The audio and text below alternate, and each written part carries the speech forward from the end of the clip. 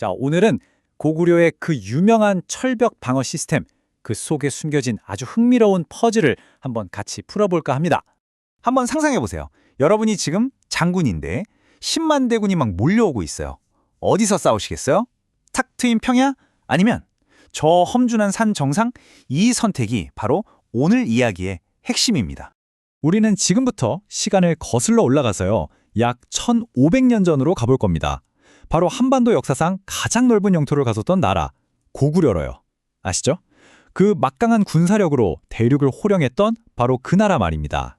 그런데 이 대단한 고구려의 역사에 좀처럼 이해하기 힘든 미스테리가 하나 있습니다.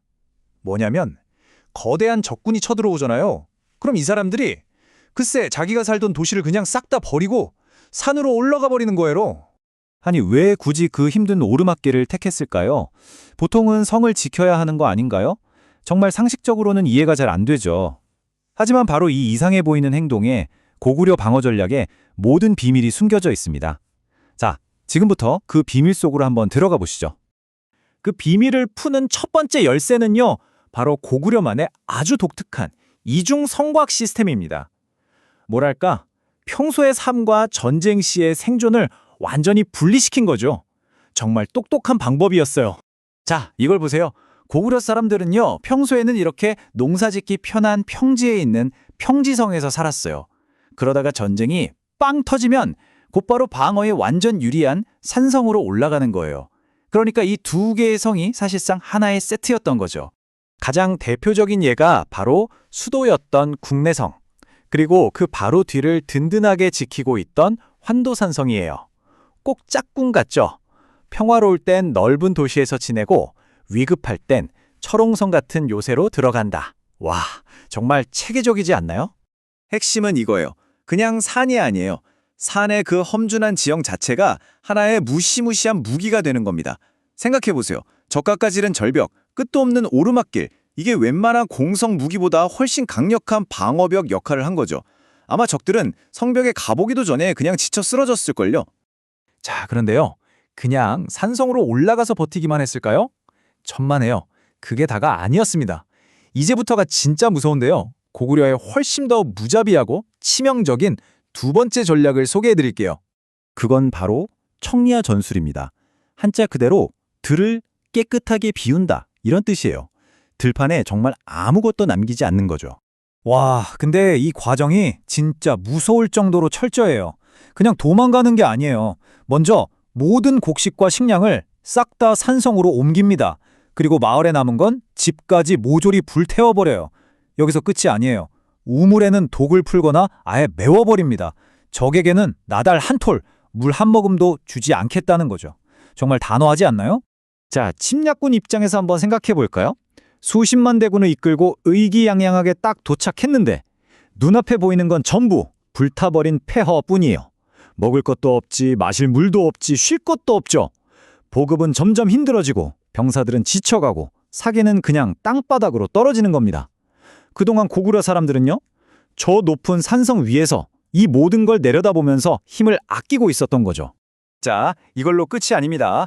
고구려의 방어 전략에는 마지막 활용점정이 있었어요. 방어를 거의 완벽하게 만들어준 아주 독창적인 건축 설계의 비밀을 지금부터 파헤쳐 보겠습니다. 근데 이런 의문이 들 수 있어요. 아무리 그래도 어떻게든 성벽까지 기어 올라온 적들이 있을 거 아니에요. 특히 성벽 다로 밑에 바짝 붙어버리면 위에서는 공격하기가 되게 어렵거든요. 이런 사각지대는 어떻게 해결했을까요? 바로 이 문제를 해결한 비밀병기가 치라고 불리는 구조물입니다. 보세요. 보통 성벽은 그냥 일직선이잖아요. 그럼 성벽 바로 아래는 공격할 방법이 없어요. 그런데 고구려 성벽은 이렇게 중간중간 툭 튀어나온 치를 만들었어요. 덕분에 성벽에 붙은 적들을 정면에서도 쏘고 양쪽 옆에서도 공격할 수 있게 된 겁니다. 사각지대가 그냥 사라져버린 거죠. 이 치해라는 이름의 유래도 되게 재밌어요. 바로 새, 꿩치자를 쓴 건데요. 꿩이 숲속에 몸은 숨기고 고개만 싹 내밀어서 주변을 살피잖아요. 그 모습이랑 똑 닮았다고 해서 붙은 이름이래요. 와, 이름 하나에도 이런 센스가.